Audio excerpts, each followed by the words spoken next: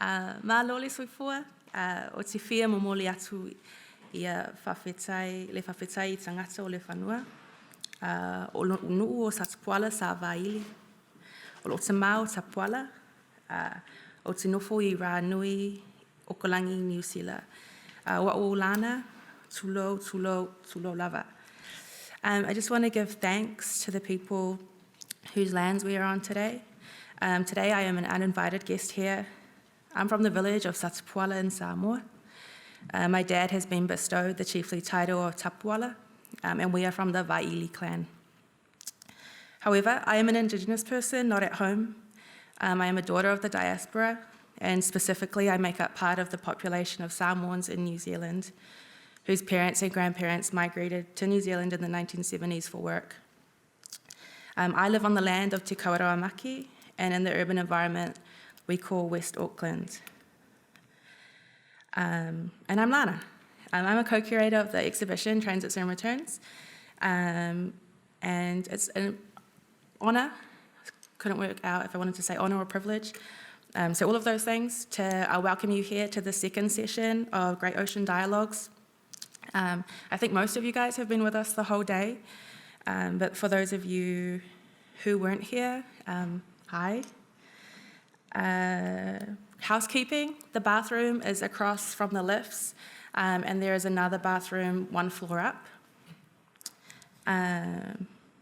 Want to thank the amazing Kage for all your work today, keeping everything running smoothly with all our technical stuff, and John, our sound man down the back.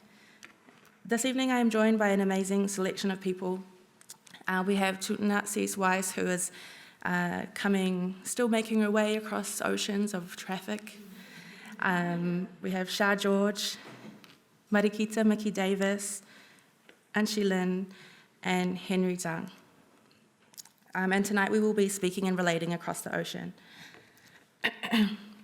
This keynote panel discussion will focus on the Great Ocean and on the artistic and cultural connections which exist between its edges.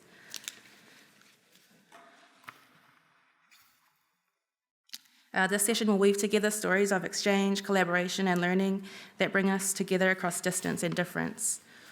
So the context, I guess, or the reason why I got given this job is because it's kind of, the ocean's been a really significant thing for me and my work. And so I'm just going to give us a little bit of that before we start our dialogue tonight. So over the 19th and 18th centuries, the Pacific Ocean was progressively cut up and sliced. European and American explorers divided the Pacific, what was said to be the last place to meet colonization, permanently transforming its cultural, economic, and ecological landscapes. With these new borders, the notion of te moanui kiwa as tiny islands in a far sea was introduced to sea people. Imaginary lines drawn across the Pacific Ocean confined people to their tiny island spaces. Working against this literal and mental confinement, in the 1970s, Samoan scholar Albert Wendt promoted the abandonment of colonial understandings of the moana as divided into small island nations, instead profiling the possibilities of the vast ocean. Later, Tongan scholar Ipili Hawofa reinforced this advocacy for Oceania in two seminal essays revisiting pre-colonial ways in which the economic and social world of sea people relied on the entire ocean. Importantly, he thought that a collective understanding of oceans would help us to free ourselves of externally generated definitions of our past, present, and future. Lawrence Gross wrote that Indigenous peoples are in the process of building new worlds that are true to their past history but cognizant of present realities. As you can tell, that's a curatorial favourite quote. And for the co-curators of Transits and Returns, the Great Ocean offered us a way to build such worlds. Perhaps the Great Ocean also positions the Indigenous as a site of commonality, following David Garneau's assertion that the word Indigenous refers to a separate political category of persons who find that they have more in common with native peoples in other territories than they do with their colonising neighbours. Another favourite curatorial quote. In my own work, I write about Te Moanui Kiwa, the Great Ocean, as a non-colonial space of connection with other Indigenous peoples, premised on both deep time and contemporary forms of movement. migrations, visits home through air travel, remittances, and extended communities online, which offer culturally informed and historically grounded responses to modernity and globalization. And with that, I'm going to throw to my panelists hi, Cease. Hi. We're going for chill vibes tonight. Sorry. What's that? We're going for chill vibes tonight. Okay, yeah. So I just want to ask each of you all to introduce yourselves in the way that feels most appropriate for you. And I'm going to multitask and throw in my first question, which is also to ask you all to share the ways in which you relate to the ocean. And I'm going to sit with you now.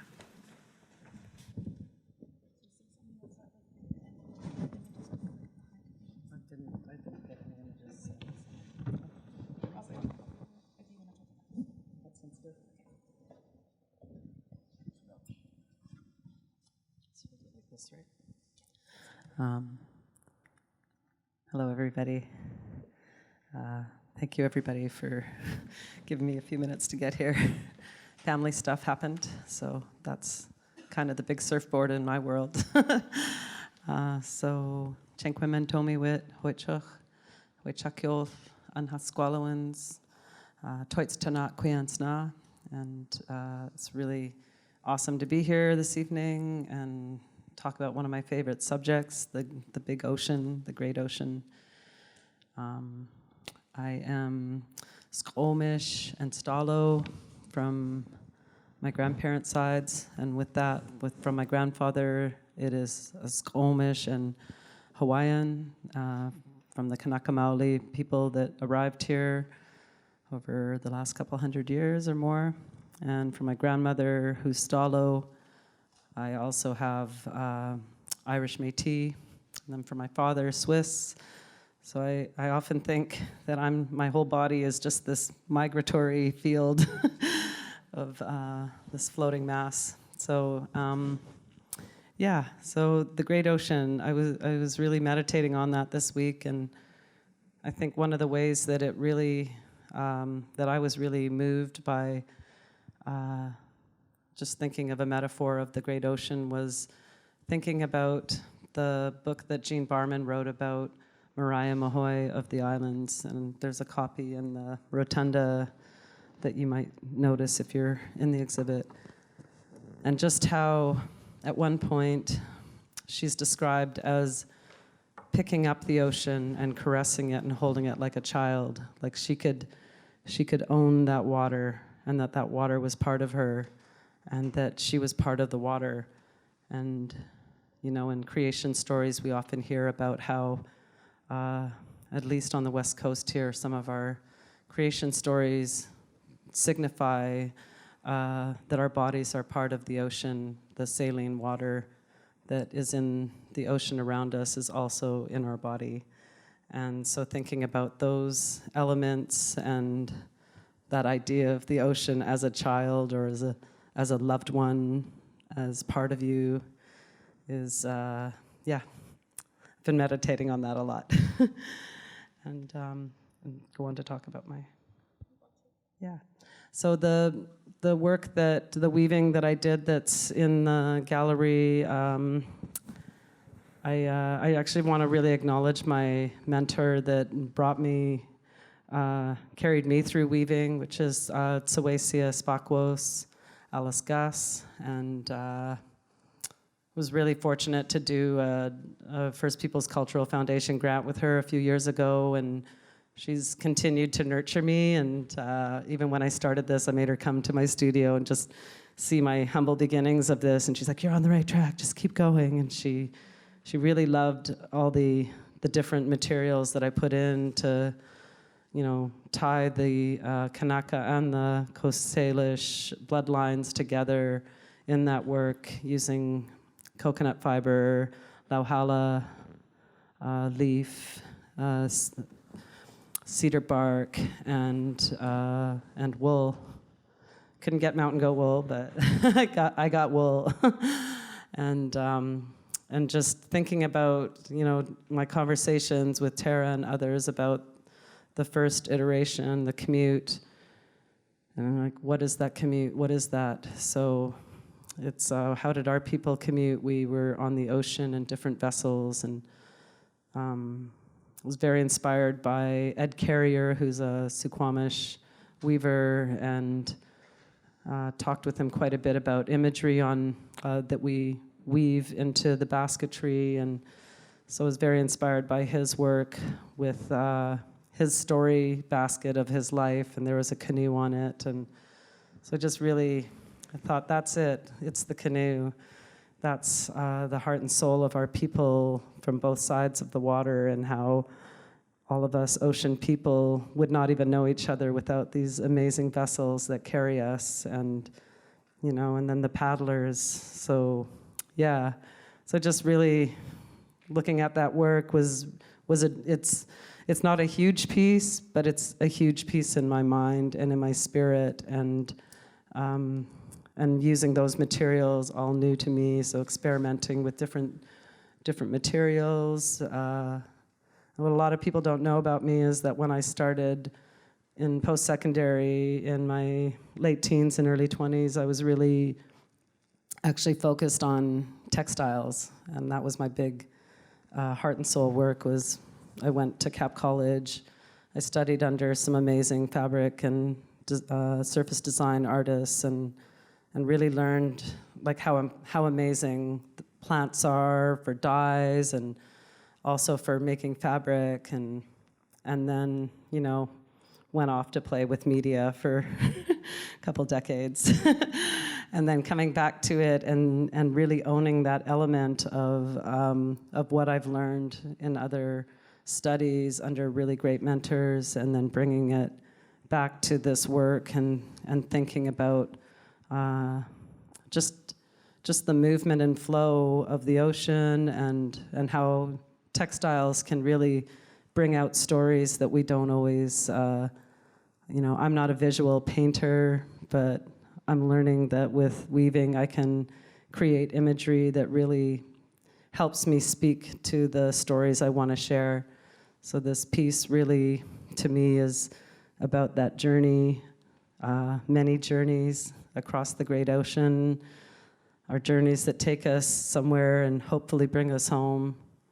And from what many of the Hawaiian people told me over my last few trips there, was that when they met myself and when they meet other descendants of Hawaiians from here that come to Hawaii, they get very emotional in a really beautiful way, and just how much they just love and appreciate that their ancestors are returning home. And so for me, that is all tied with our vessels that take us there and take us home. Yeah. Haichka.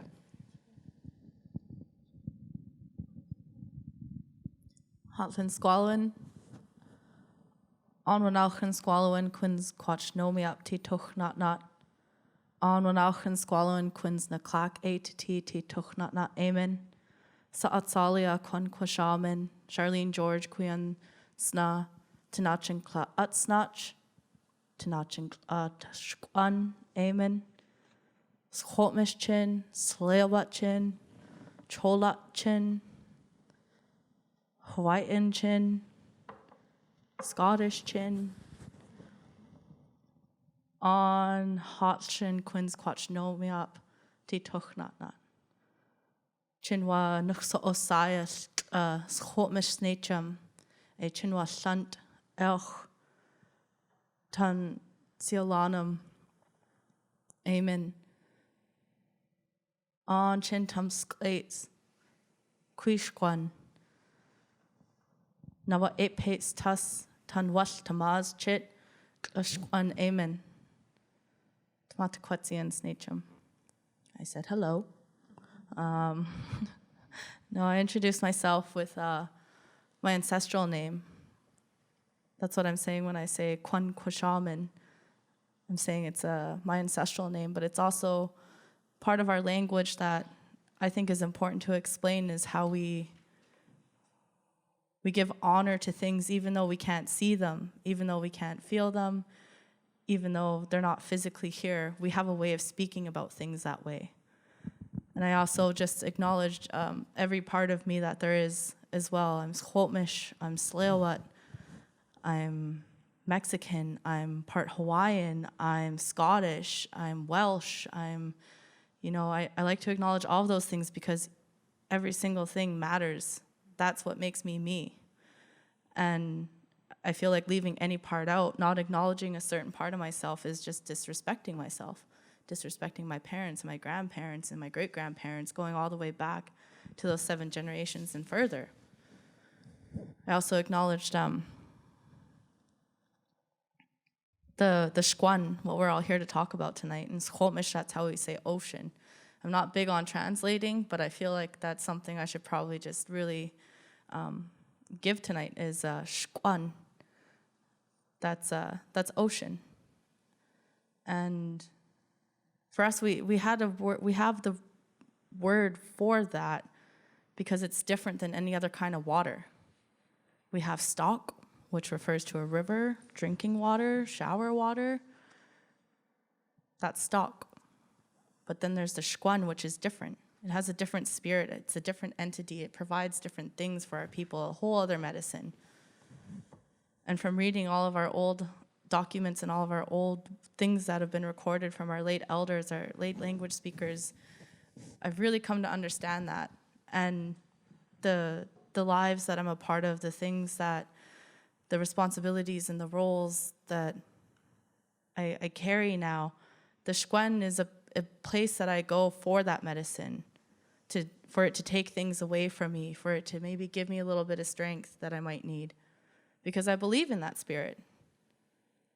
I also said earlier in my introduction that I'm a teacher of the Stelmexw language, and it's a brand new methodology. But it's working.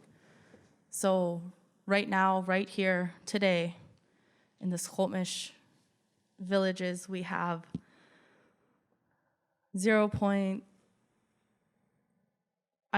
conversational speakers is what I'm talking about. People where I'm talking to you right now, I can say that in my language as well. Not a very high percentage. It's about, I can't even say right now, to be honest, because we're growing it. But the one thing that I do want to point out is that we have one first language speaker left. One. When I started learning my language back in 2016, September 2016, we had 6. We were down to 1. First language speaker, somebody who was born speaking a certain language. That is the language that they spoke, grew up with, learned. People who are born bilingual, who have 2 parents who teach them 2 different languages, trilingual, they are so lucky. But here right now, we have 1 first language speaker left, is Stelmexw, who's conversational. And that is devastating. And that is what really carried, I owe my speaking to Salem, Dustin Rivers. He had a dream. He realized what was happening. He realized the impact that was happening, and he joined forces with Evan Gardner of Where Are Your Keys and created this program through SFU, collaborating with them, and it's this Stelmexw language immersion program. So we spent 1,000 hours in immersion, learning our language, dedicating at first it was 40 hours a week, and then we took a day off, and we did about something like 32 hours a week through SFU. And there was 14 of us that first year. The next year I TA'd, and we had another 14, and a few had other responsibilities, so it dropped down to, I think, about 11. And then last year we had another 15, including Siswais's daughter, Sanakola, did amazing. She brought her daughter, Kamea, so she was also immersed in the language, which was so beautiful for us to have. And this year we have another, I think there's like 14 again. One is my younger brother.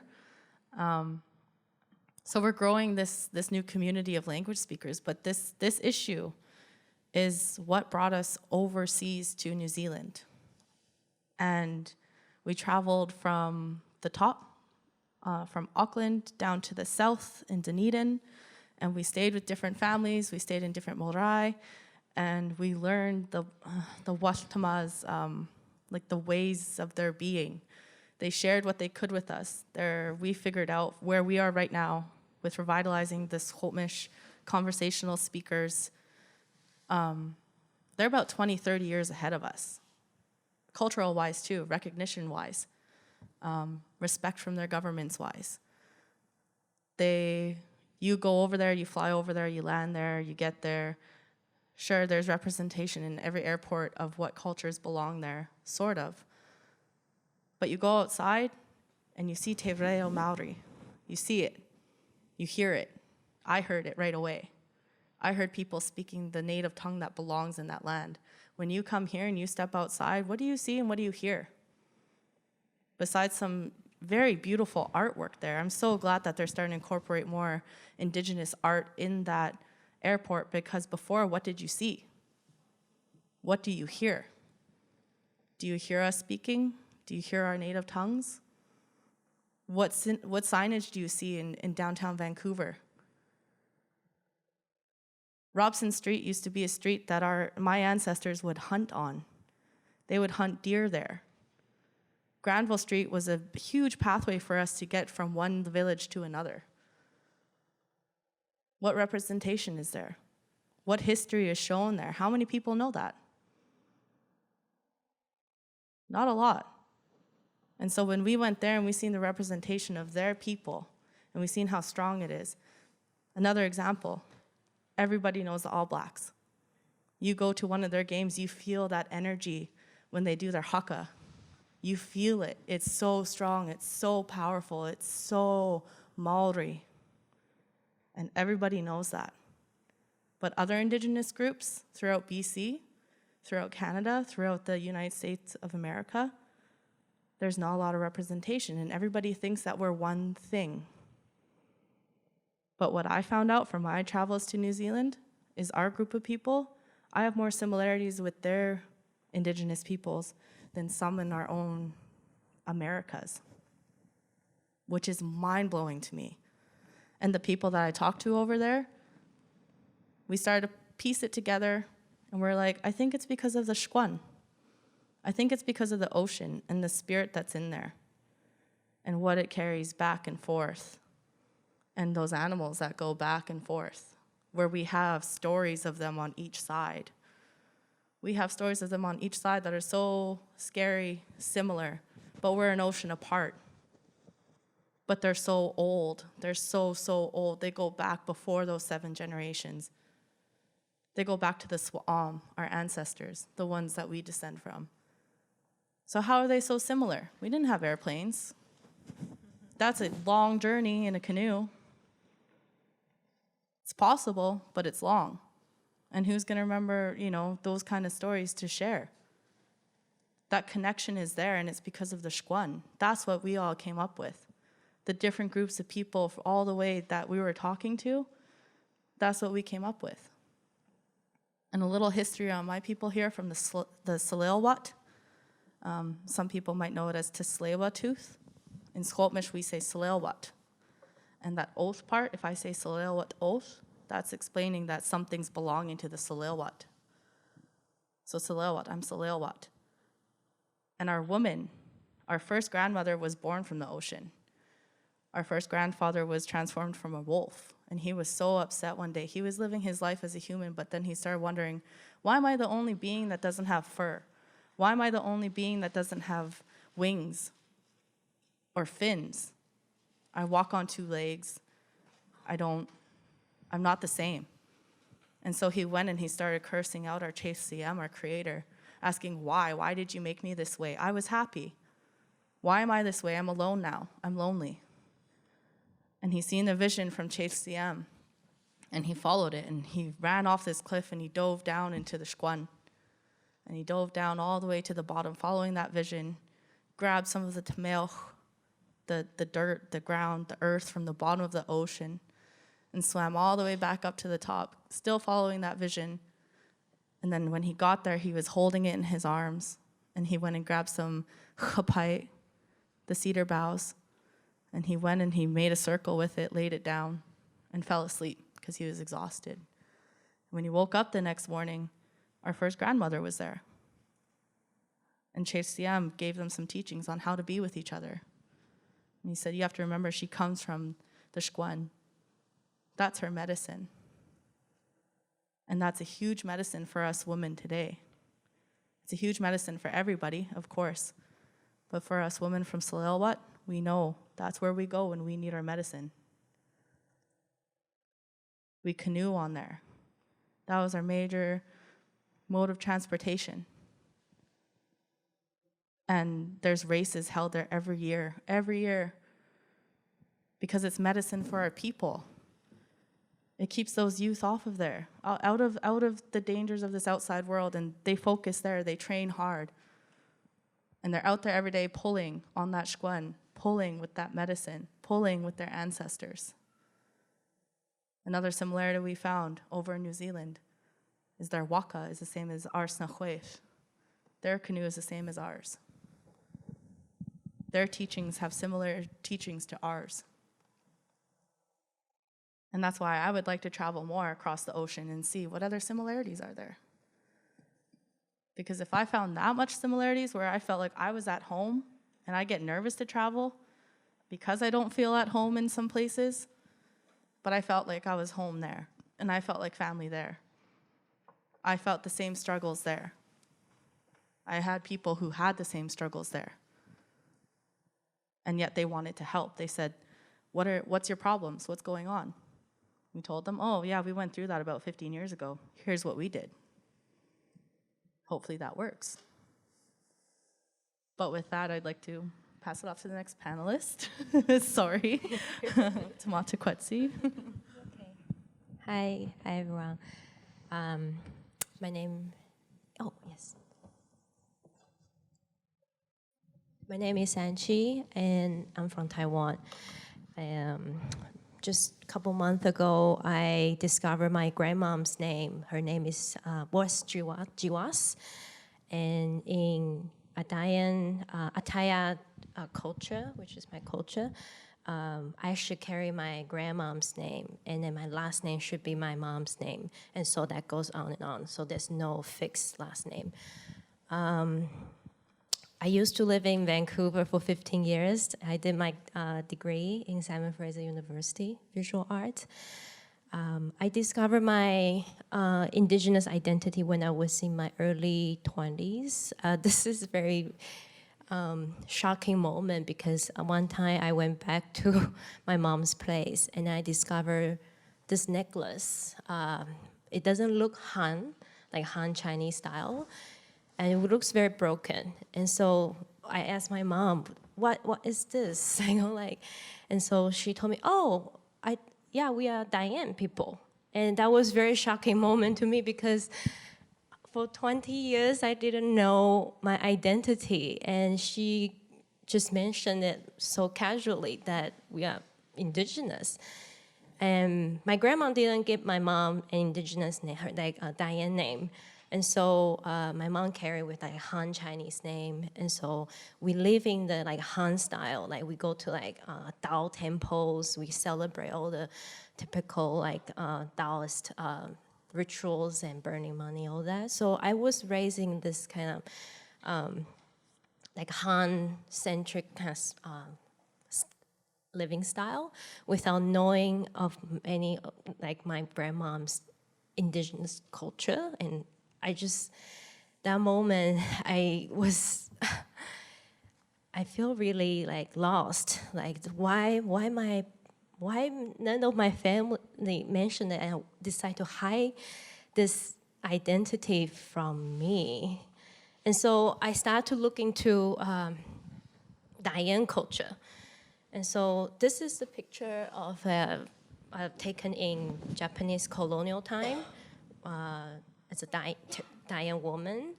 The tattoo, the facial tattoo, is very significant to Diane woman.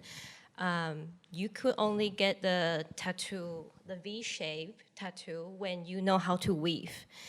And so And then the earrings, these long bamboo earrings, actually carry seeds, because Diane woman is known for traveling a lot and very far away. And so along, like when you were traveling, they would plant the seeds along they walk. And so when they return, the plants will grow. They know how to go back home. And so, so this started making me like to wonder, like, oh, I think that moment is very beautiful to me, like knowing this, like how my grandma, my great-grandma, like parents, they live in this kind of mentality, this lifestyle. And so, yeah, so I decided to move back to Taiwan in 2017 and to reconnect myself with the Diane culture. Then the more I look into it, I realize we don't have the word for ocean. And so I realized, oh, it's the geography. I'll show you, maybe I have a... So here is the map of Taiwan. We have only 16 official recognized nations in this little island. So Ataya is located in the very deep mountain. Those are very deep mountain parts. And so few Diane people see ocean in their life. So when they think about ocean, they think of something, the concept of ocean is like somewhere really like exciting. And it's actually transformed into rain. So to Diane people, rain is ocean.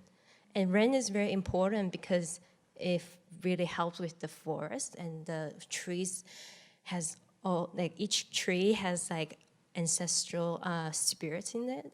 So when we think about ocean, it's actually the rain. The ocean evaporate into the sky, and then the sky falls into the forest.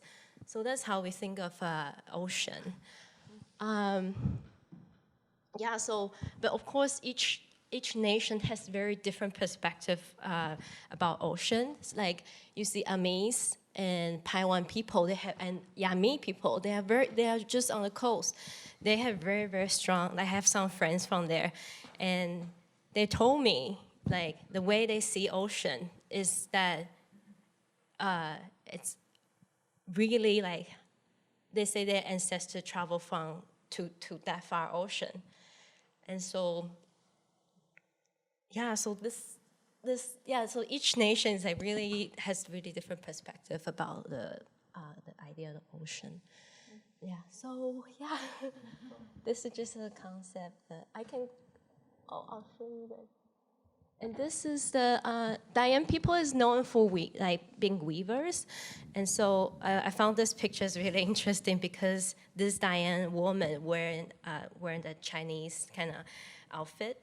And so this is also made me think of trade as how Diane people first connect with the ocean, because we were island, and we had a lot of trade with Han Chinese and also Europeans. So so like we have like a lot of our necklace has lots of shells, and also clothing, and also like, yeah, so this Diane woman with the Chinese outfit, to me is really interesting. And that's how I see as a Diane with ocean. Mm-hmm. I'll pass. Yeah. Okay. Hi, this is working now? Wow, magic. Hi, I'm Henry Jung, and I am Indigenous on paper. And I didn't find out I was an Indigenous villager until I guess I was, in my 20s, because my father's side was from the New Territories in Hong Kong, and there were folks in the New Territories when the British came to colonize. Because of the Opium War, they got Hong Kong. Some folks, some villagers gathered whatever tools they had and weapons, and they resisted the British. And out of the 6-day war, and they kind of got massacred by the British, they managed to negotiate rights, certain rights. So their burial rights and certain other traditional rights, and also the right to build an ancestral home for the family. And since that time, it's become an economic right, because if you can get a piece of property, you can build a home and so forth. So I got involved in my father's, because he was in real estate, I got involved in my father looking into those possibilities and stuff, and I learned some things. I tried to make a video about it that didn't go anywhere. Not the only project that didn't go anywhere. Some of you might know how it feels. And found out a lot more about patriarchy, because my sister doesn't have that right, but only the boys do. And it's still being honored now, as far as I understand, with the more recent administration that's Beijing-based, and some of you probably know or have heard about what's been happening there. So the idea of Hong Kong identity is very current. And when someone in the past recently would say, where are you from? Well, I'm from Canada, but I was born in Hong Kong. Oh, Hong Kong, China. I go, hell no. No. It was Hong Kong, but it's Hong Kong, British colony. And that was the shift that my body felt, going from one British colonial space at the age of 3 3/4, flying here in 1968 to Canada, and that rupture of, it was a very visceral experience of being confronted with my own abnormality. Because in Hong Kong, even though Chinese folks didn't have power like the British did, we were the dominant culture in terms of just kind of like population. And here, different colonial space, but similar kind of rulers, I suppose, but we were no longer that. And so this act of translation was, quite the challenge. I didn't learn English until I went to grade 1. My mom worked full-time, so did my dad, so I didn't go to kindergarten. And that was a real shock. And so acquiring English and it's kind of ironic that I acquired English in such a challenging way, because my grandfather was a translator for the British. And but it wasn't part of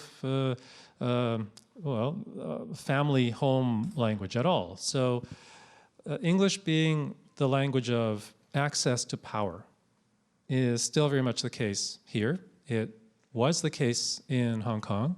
It's not quite the same, but it certainly is the international business language. So it's really useful. And what kind of language you acquire and use, and also are how can I put this delicately? Beaten out of you. You're not allowed to speak your own language. What are the different power dynamics around access to privileging or making illegal certain languages? And the Chinese did that to the Vietnamese, the empire, 1,000 years ago, and so forth. So, many different cultures have used power as a way to control and restrict.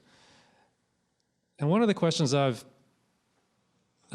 mulled over for some time now is, if we had come to Canada, our family, 100 years ago, 150 years ago, 250 years ago, what would we have learned to speak to get by? And certainly 100 to 150 years ago, probably we would have picked up a lot of Chinook jargon, because that was the way people communicated across different languages and cultures.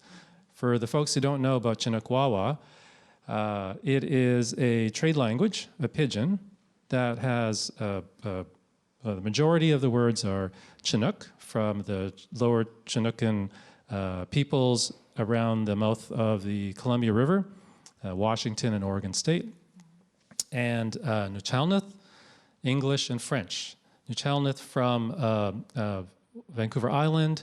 A lot of the folks were trading up and down the coast, and English because of the fur traders from Boston and New York. Fort Astoria was set up, mouth of the Columbia River, named after John Jacob Astor, because he tried to capture the fur trade to sell the furs to China through the Russians. Very complicated. And French through the Hudson Bay Company and the Northwest Company. And a lot of Métis folks coming down from the north. So using Chinook jargon or Chinook Wawa would have been really interesting because there are not that many words in the lexicon. And if it wasn't for things like the gold rush, because at the beginning it was trade, right? It wasn't about settling yet. That came later. Gold rush, all the diseases, and the train brought so many settlers here to the West Coast. And also people are coming in by boat from the East Coast, because they have to go all the way down south. And the early boats would stop off in Hawaii, and that's how the Kanakans got here to work in the fur trade. And then on after that. But then more Asians started coming from China, and then later on Japan, and India, and the Philippines, et cetera, et cetera. So with all these different languages, you need something that you could get basic communication with, because you need to trade and you need to, you need to survive. So what would have happened if Chinook jargon creolized? And it was really close to creolizing. Charlene, you talked about your home languages, right? If the home language is a trade language, and over a couple of generations or more, the kids growing up in these families with parents who don't speak the common language except for a trade language, they start to develop rules and syntax and grammatical kinds of protocols and so forth. And then a new language starts to develop really quickly. So wouldn't that have been a beautiful thing to have this combination of the people's languages on the West Coast? And there are theories that there were trade languages along the West Coast, because there's like so many different languages previous to the fur traders coming in, the settlers coming in. And there was lots of trade. But some of my projects have looked into and employed Chinook jargon. Can I go forward and try to show you something really quick? And if you haven't heard Chinook before, I've got a project here that where the audio can give you an introduction to it. There's a drawing of where Fort Astoria was set up. And, is it there? I think so. I can't tell from here. But Tansy Point is the name of this project, and this is a book written by a settler who observed an attempts at treaty making between the U.S. federal government and the some of the different peoples in Washington, the Chehalis River area, and also he referred to the treaty that that was signed between Anson Dart and 7 different Chinook tribes. Kara and Saikamamunk Washington Pipa, Konawi Kara Uguk. Haugas and Saikamamunk Gumdux Uguk, Lamolo Ili Shawash, Bus Ikta Slush and Saikaluluk Ilapai Uguk Pipa Kapa Washington, Ilapuk Chagu Kagwala. Week Sluska Gumdux, Pasikta Haugas Kara Uguk Washington Tilachum Yakwa, Sluska Mamuk Dret Uguk Pipa. Uguk Washington Tilachum, Sluska Tlaminquit. Coldus, Sluska Kopschwala, Konawi and Saika Ili. Hilu Shawash Ili Mithlite Bus and Saika Alda. Koslush Bus and Saika Mithlite. Dret Sluska Mamuk Bus Konawi Ekta, Konawi Kata Alda. So this is an excerpt from a 5-minute double projection video installation. The voice the voiceover is by Tony Johnson, who is the chair of the Chinook Nation, and he translated a passage from that old text that I flashed up there by James Swan, who criticizes the U.S. government for the way that they're treaty making by basically sending out representatives who then make these agreements, these signed contracts with people, and then don't honor them, and yet then take everything that has been promised by the other side. And to this day, the Chinook Nation still has not been recognized by the feds, and they're still suffering from that. The Sorry. sorry. We're coming up 8 o'clock, so I'm just going to move us along Oh, a okay. bit. Is that yeah. Can I just show the next few slides? Okay, so the next few slides are important because of the double projection. When you stand in front of the floor projector, your body then exposes the second projector, what isn't being shown by, anyways, it exposes the English translation of the text. Yeah.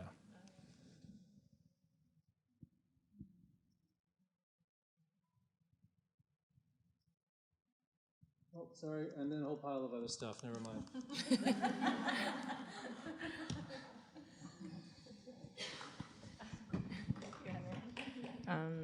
Hafade Todohamzu, Sidonklu, Sidus Maasi, Tatatano, Musqueam, Squamish, Salotuth, Familiaku, Paleli, Inanahu, Ibandan, Nanahu, Familian Dadi, Tata Sumai, Inanahu, Gibandan, Nanahu,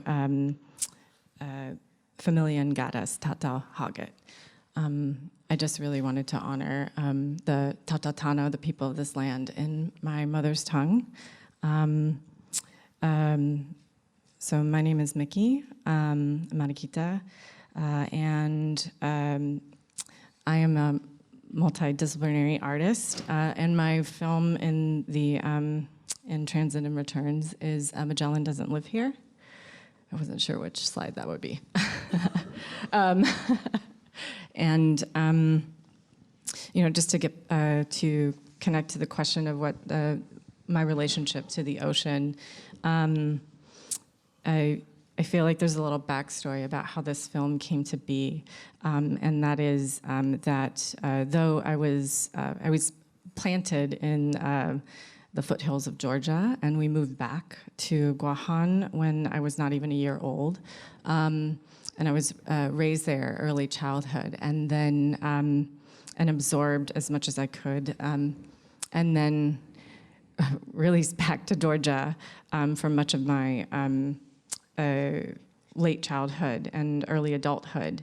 And it was when I set out to go to grad school in San Diego that my mother, literally the night before I got on the plane to go and start this, like, you know, the next chapter of my life, tells me that my father is not my real father. And that just set into motion a lot of questioning, but also I think instead of wanting to kind of deal with this interior problem, I started to, well, I asked her, you know, why it's such odd timing, because I'm literally about to get on this plane. And I'm sorry, I'm trying to make light of the situation. It's really funny. But she said, well, you know, there are a lot of Chamorros in San Diego, and it is. It's one of the, I think it is the largest off-island population. And she said, I just didn't want you to go and start meeting people, and they might know my family, and then you would find out from somebody else. So it started this, you know, and okay, so I start school, and I'm like, all right, you know, this is my chance. What I was surrounded by in Georgia was, you know, in like close family, literally like everybody was related to me. So I didn't get to meet other Chamorros, so I just really wanted to go out there and, you know, in a sense, I guess, document what Chamorros living in San Diego, like what their experiences were.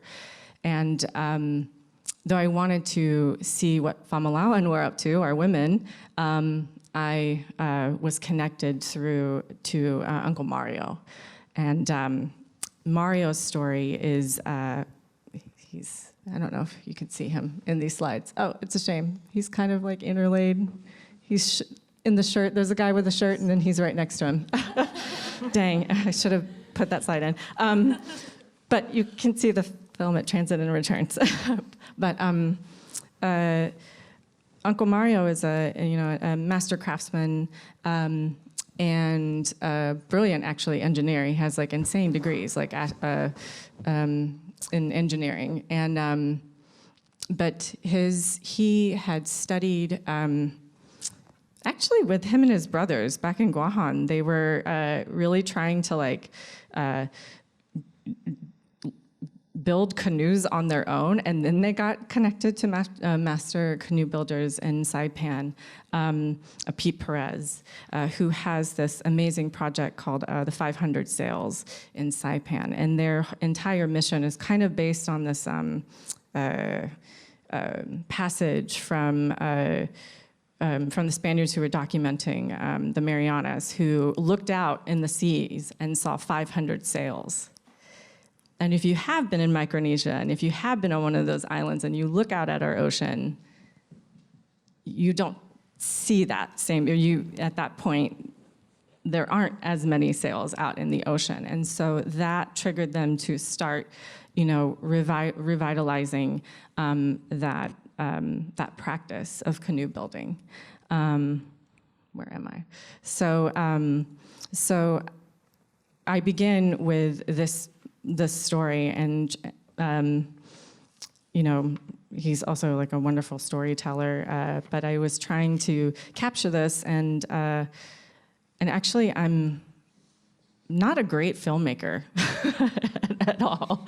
And I realized that. Because I was receiving this, very, it was I had a fellowship through this organization in Los Angeles to try to help me create this film, and I was learning all the tricks of the trade, but there was something about I could be on site and capture all these things, but the way that I was approaching editing.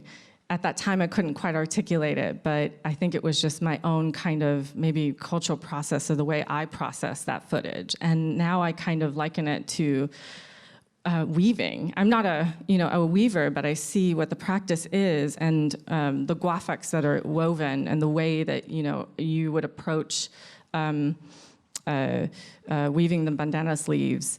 There's entry points and exit points, but everything is still there and multi-layered. It's very present, but some things show and some things don't.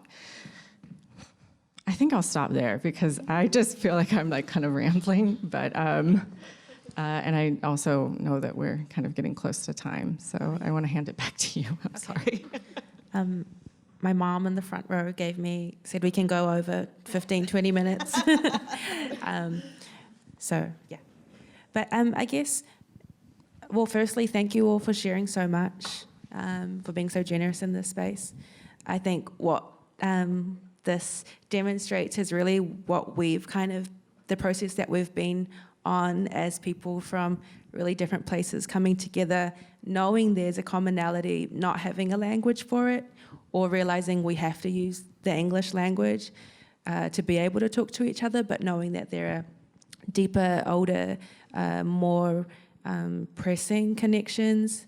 And really what I think is, I was having lunch with my co-curator, Sarah Biscaragelli, and what we were kind of talking about in that time is that we can give you a cool show, all good, our artists can make amazing work, but for us too, and I think I can speak for the whole curatorium, is that the relationships that exist underneath the show, or before and after it, those are kind of the really important connections, and we've just had to basically talk a lot and kind of share a lot.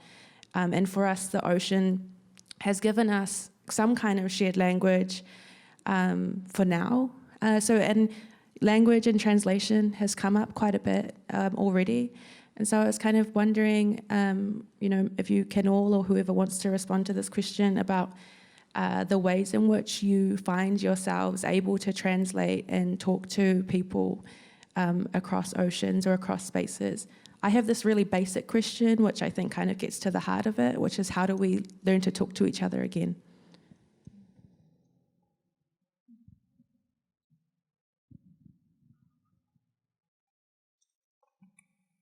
I'm just going to lean into the silence and so until somebody picks up the microphone.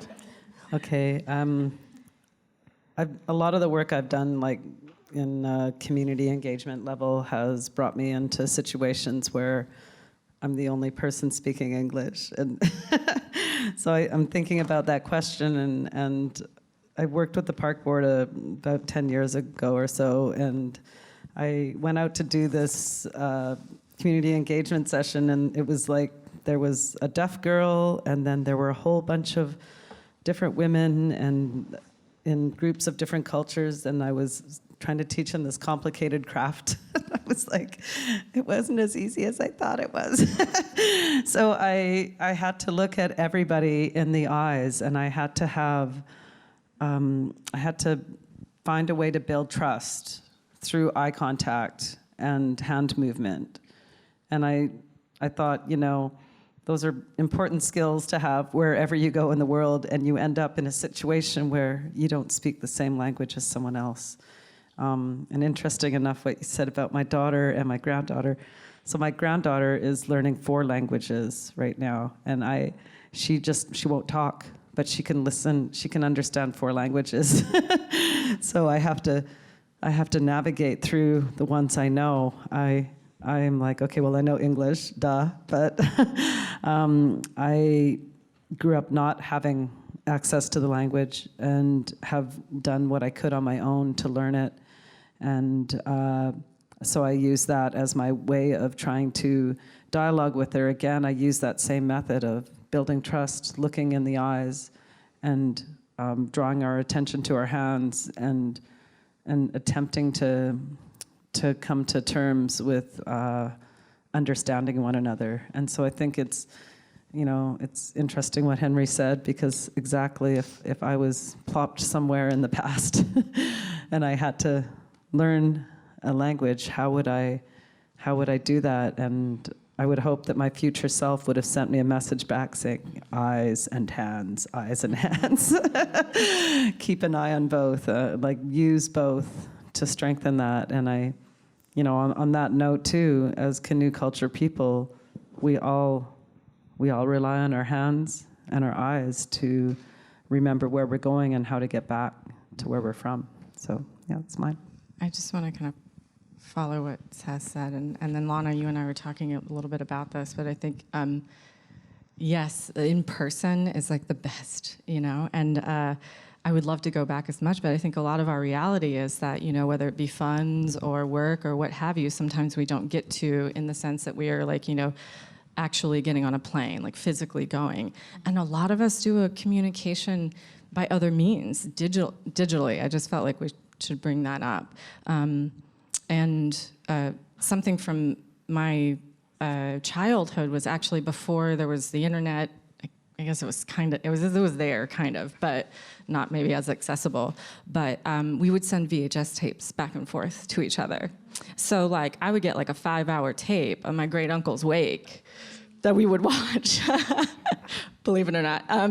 And just experience that and be there, And so there was this like passage of these like materials back and forth. And today, speaking of language revitalization, I've joined a class of there are like upwards of 80 of us, but it's an online class, a free class by Hale Patagupa, based in DC. But everybody's coming from all over, trying to learn Chamorro, and it's a really beautiful and powerful thing to see that. And they just started last year because they were listening to everybody's calls on, we would love to be back home. We would love to be a part of the revitalization programs back home, but some of us can't go home. And so so this is just, the next best thing. And they make us, we have to have our video on. We have to show our face. Because even though like our computer is muted so that we can hear the instructor, like it works better when he can see our faces, and and we're reciting words, and it's just that exchange. So I think for like in my experience, communicating without translation is a huge part of my everyday work. We translate for a bit, but with our new students who are like currently learning the language, they get a cutoff date where there's nothing but Stelmexw.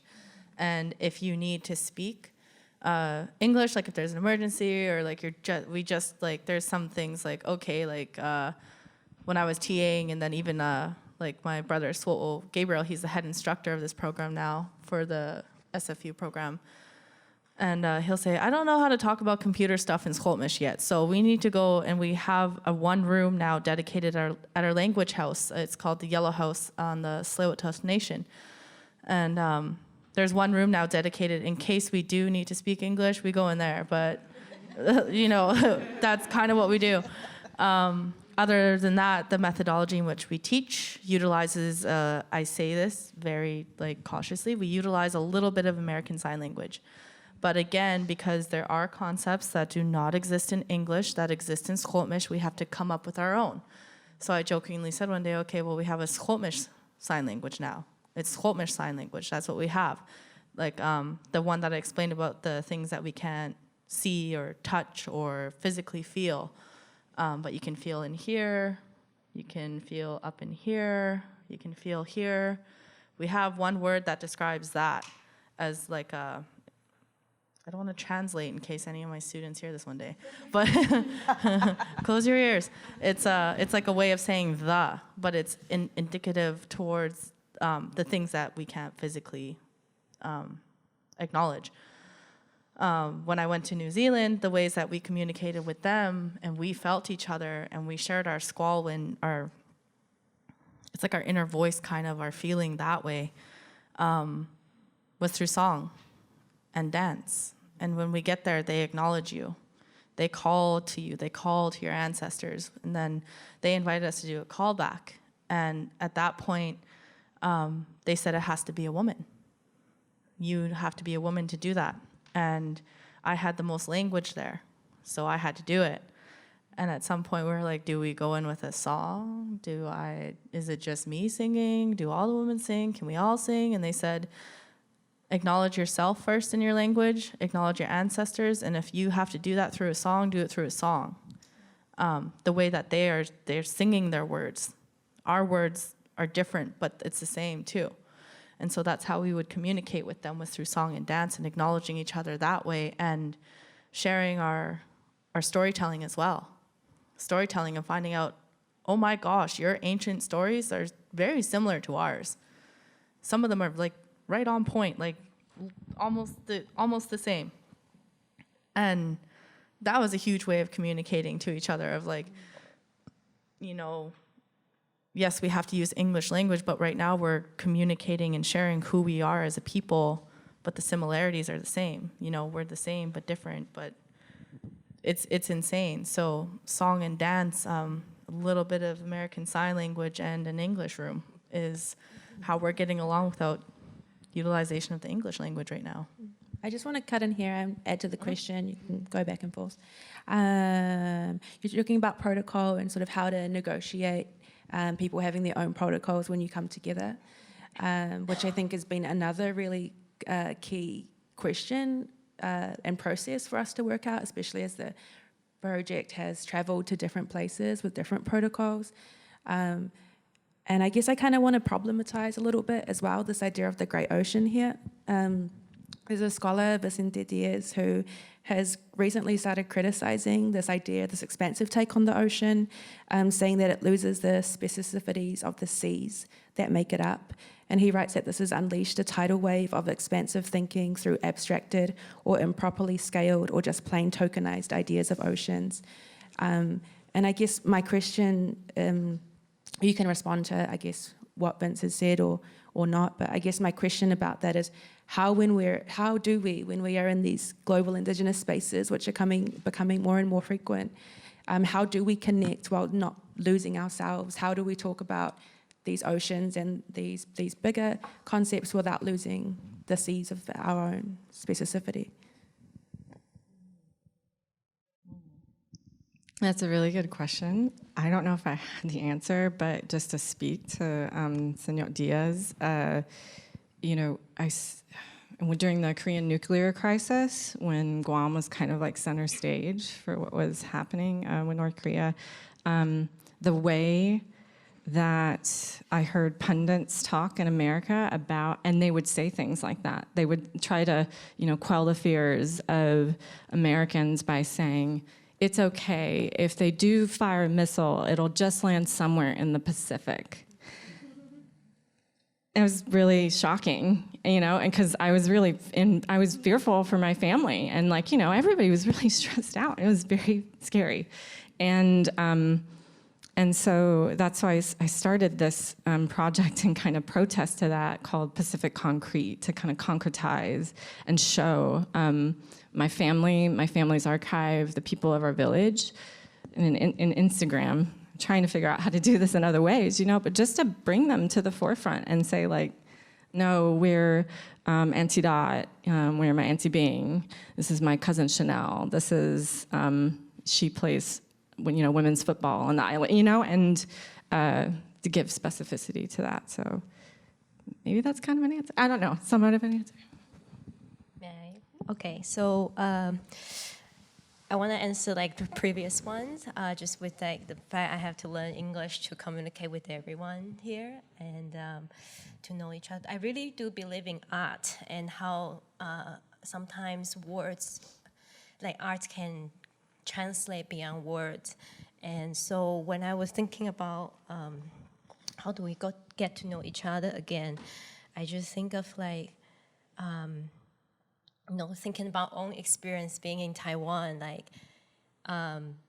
Taiwan, people don't think I'm Taiwanese. And then when I when I speak in Chinese, they say, oh, you're Chinese, so good. And then I'm like, oh, I was raised with this language. And then I think about my grandmother who was raised in Japanese colonial times. She only spoke Japanese. And I have a layer of lost translation with her too, because I know she had lots of stories for everyone, but because from my mom's generation to my generation, our official language changed. So this layers of deprivation with the change of languages, it's just the only way I can connect with my culture again is through art and through learning the craftsmanship and reconnect again. Yeah, so I think I wanted to answer the last question.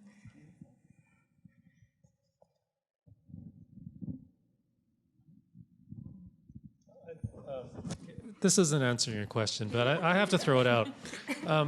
So I'm really curious about this concept of all these places that don't matter and therefore they don't exist because they're not of value, strategic, economic, social, historical, et cetera, right?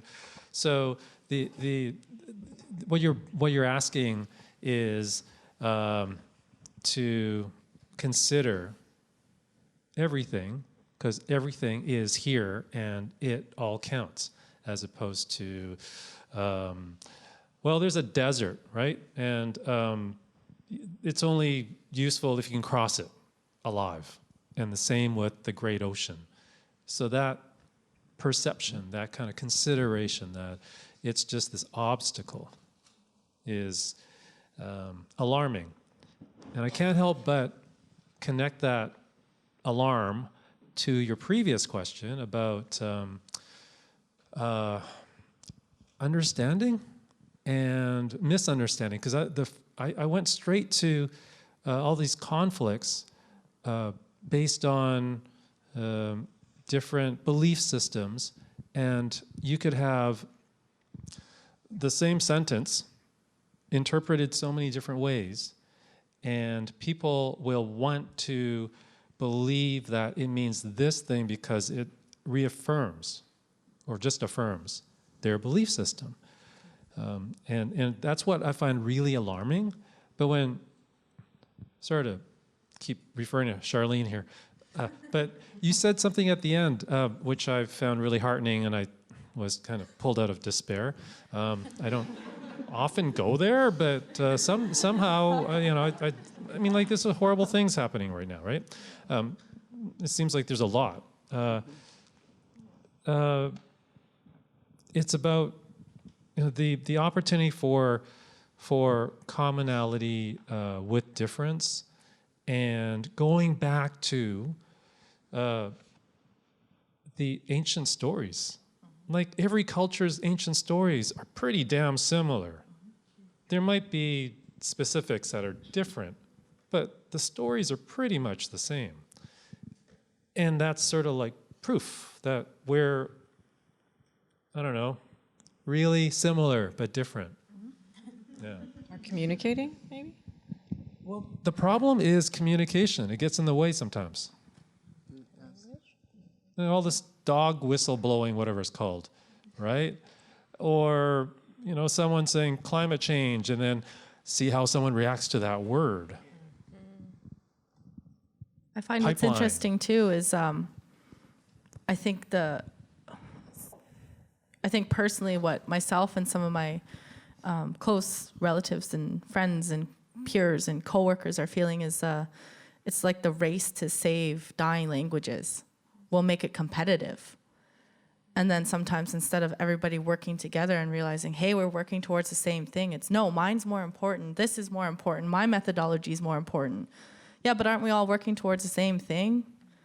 And that's something that it's like, for me, like remembering, I guess, who we are has a lot to do with belief. And I've struggled with that word a lot myself. What is belief? Don't tell me just you have to believe in something. What is believing in something then? Is it knowing? Is it feeling? Is it, what is it exactly? And for me, I just let it go. And I said, I don't know how to explain that. But there are things that I believe in. There's things that I know I feel every day, and I wake up and I go to work every day, and I work and I work and I work and I work to revitalize, help do my part in revitalizing a language, because I believe in that. I believe that my kids should not have to search for something that they should just have, like I had to. I grew up north learning a different language that I didn't have any connection to because that wasn't available down here. And it got to the point where this is a scary thought to me and some of my peers and coworkers. Again, if we didn't start what we did 3 years ago, where we had 6 first language speakers and we have 1 now, and we started, say, now, where would we be? We are lucky that we have Tenochtin, Dr. Peter Jacobs, Eyal Sata. They are like 2 of my teachers. But we are lucky for all of the people who did the past work as well. We had they were called the God Squad. It was a group of beautiful, beautiful first language speakers who did everything they could to preserve everything they could. We are lucky for all of the current language speakers now who work for the Squamish Nation, who work through Quiot-Stalmo, who work through the Tsleil-Waututh Nation, who work through Where Your Keys They're Learning. We are lucky for everybody that we have now, and we're lucky for the people who preserved those ancient stories, Uncle Louis Miranda, Uncle Lawrence Baker. I'm scared to forget any names, but all those people who did all of that work. And what's interesting to us is, are people going to remember us for what we're doing now? It's not for ego. It's, I hope I'm doing enough. I hope I'm doing enough so that one day I'll be an elder and I'll be sitting there and I'll get a knock on my door and it'll be somebody who wants to come sit down and have tea with me and share some language and just talk like I'm talking to you. That's all we want. We just want people to talk to. And that's the struggles that we've seen in New Zealand. That's something that we connect with, is the same struggle. The same struggles, the same ways of our language being taken away and not wanting to be acknowledged, and honestly, a lot of fear of who we are as a people. That's what it came down to in my eyes, from what I was taught and from what I've heard and from what I've observed and from what I've read and from what I see today. is fear of not understanding who we are. Fear of not knowing, what are you doing? I'm not used to that. And so when it comes to patience and understanding and compassion and just wanting to understand each other, like there's so many backgrounds sitting here right now where I'm fascinated and I'm like, oh my gosh, can we be friends? Because I want to talk to you guys more. I want to pick your brains. Like, this is what it's about, is hearing each other's stories and hearing each other's history and hearing each other's connections to different places, because then you can start connecting those dots yourself, putting those puzzle pieces together. And that's what it's about to me. That's what I go search for when I travel. I love hearing other languages. I love hearing sounds that don't belong in mine and don't belong in English. Because it's showing, even though we're all similar, we have our differences. And they're all beautiful. They're all meant to be the way that they are. Yeah, I want to say something that the language aspect, it's like this anxiety of like not being able to speak the indigenous Taiwanese languages are like really, this phenomena has been going on in like my generation, like the younger people I met. Like I can see like many like young indigenous Taiwanese people trying to learn the language again, but we are facing a very interesting situation here because our language we don't have the characters, and so all the spellings were coming from the Portuguese spelling system. The sound system is based on Portuguese. And so for me, because I learned English first, and when I look at this new system of like learning Diane language, but it's the sound system, phonetic system is based on the Portuguese pronunciation. I found it really struggling. Yeah, so yeah, this is like another layer of like colonization that really ingrained into our like language system. And so I'm still trying to deal with that.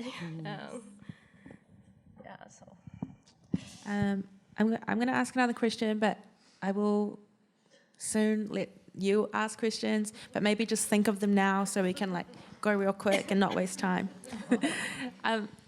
Something that, you two just spoke about, but also I noticed throughout the day is that I think there are major generational shifts too that are occurring and have occurred in our experiences of ourselves and the ways in which our bodies move through the world. The way that my body moves through the world is not the same way that the generation above me, how their bodies move through the world. And, in being people who acknowledge genealogies, I think it's really important to, acknowledge that we stand on the backs of people whose experiences are incredibly different that have enabled us to have the things that we have today. And so I guess my question about oceans is, it's not about oceans. I guess, can you speak to those kinds of generational shifts or, full stop.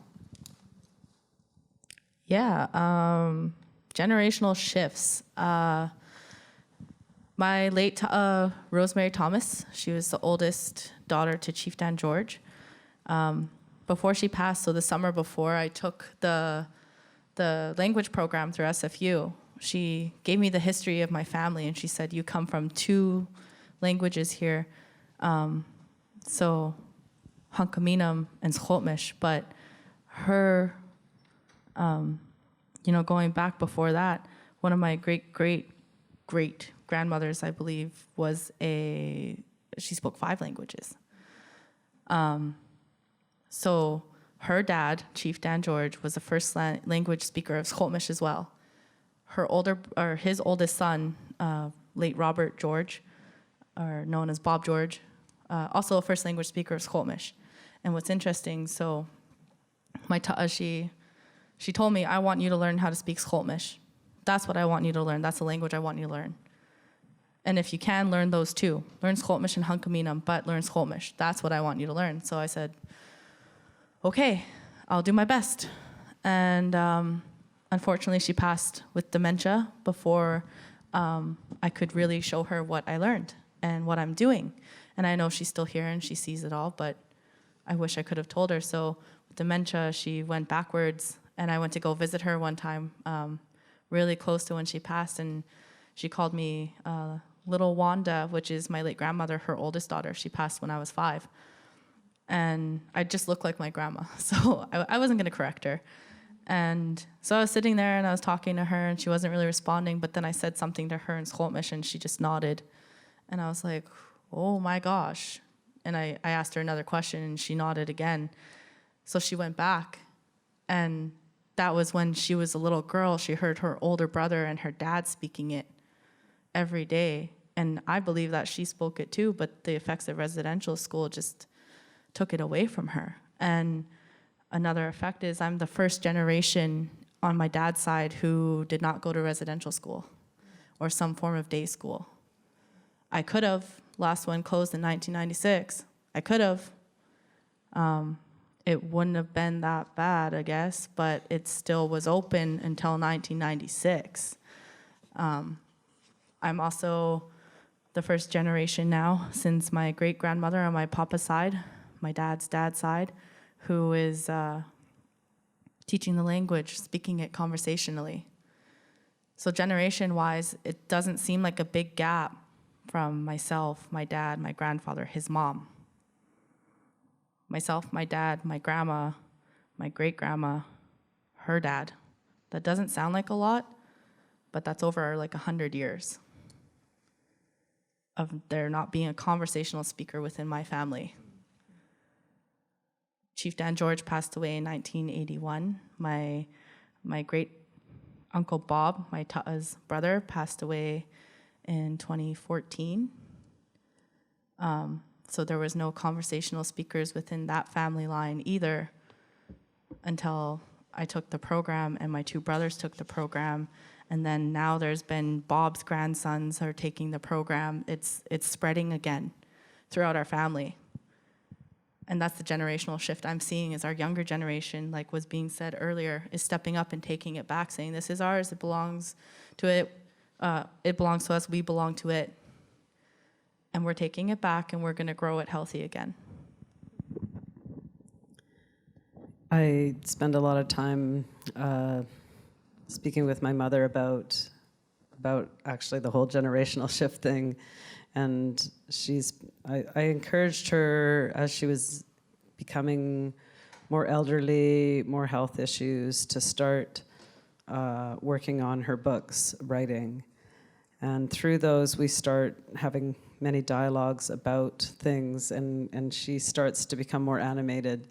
And the more that she looks at it, she starts to share with me more things that are the gems and the jewels of her memory and her life growing up with parents that came from different dialects, and how more recently she really wanted me to know that my grandmother couldn't understand my grandfather in his language, but that my grandfather could understand everything that her people said and spoke in. And I found that just so fascinating. And again, the more that we started to learn about our family's story was just actually seeing that although my grandfather is technically Halkamilam and my grandmother is Hunkaminam, his bloodline went further up the river than we realized, and it stretched more from the Statlium, close to Statlium, Stelmexw, and all the way up the river to Deroche, where that town is, and the Nikamin nation, and then my grandmother coming from Stalo, from the Squaw Nation, and seeing, how much the river was the most essential part of those dialects being shared, as much as the ocean itself has been, but the river is how those languages were moving up and down the coast and through and inland. And thinking about my mother growing up in her first few years speaking Stelmexw, probably understanding some Hunkaminam from my grandmother, because my grandmother didn't go to residential school, but my grandfather did. And My grandmother became a basket weaver at the age of 5. She started to learn and train, and my grandfather, wasn't growing up in a traditional way, yet because he was fishing, that part was his traditional part. That the fishing is what brought him to many places, including up at the coast to, close to Bracken's community, another artist in the show, Bracken Hanus. And just thinking about, for him, he would have had to learn so many other dialects in other places to be on the water, to speak to other fishermen, fisher people, and to learn, how to communicate those stories between them, and then bringing it back, to home. And so I think I just really appreciate, I look at that generational shift, and I think about even my stories that I share with my mother, and then when I'm dialoguing with my daughter, where she is, like Char, she's been in this program, and she, we were actually in Australia last year when she had just started, and she phoned me and said, I had a dream entirely in Stelmexw Nachum. Nobody spoke English. And when she woke up, she was just like, I want to go back there. And I was just so emotional about that, because I was like, I don't think I could ever imagine what it'd be like to be in that world. It's so special, but to see how in my generation that language skipped over, and it's still not accessible to my age group. The language programs we have are only accessible to the young people. So there's still a gap where there's people that are not going to have access, but rather than be hurt or angry about that, I'm giving as much support and love to my next generations ahead of me, my daughter, my granddaughter, my niece. They now live in one house together, and they all speak. So they are going to have conversations in the language and be able to branch off in the different ways to learn how to not only retain that one central language, the Stelmexw Nachum, but to be encouraged to branch into the other languages that they're tied to. And I think that's been the greatest justice for me, because that language skipped my generation. And it's still, we're still floating over there and dreaming about what these next generations are going to do and how they're going to revive and revitalize something that it is on the brink of being lost. A lot of my work over the last 20 years that had anything to do with language has always been about really driving it home to people how many of our people exist and how few of us can speak in our language and actually understand each other. So, yeah. Okay. Thank you so much. I lied. There's going to be no questions, but I think it feels most appropriate to end with you, Cease. Thank you all so much for sharing. I think we should all be really grateful for what we've received tonight. And please give a massive round of applause to our panelists.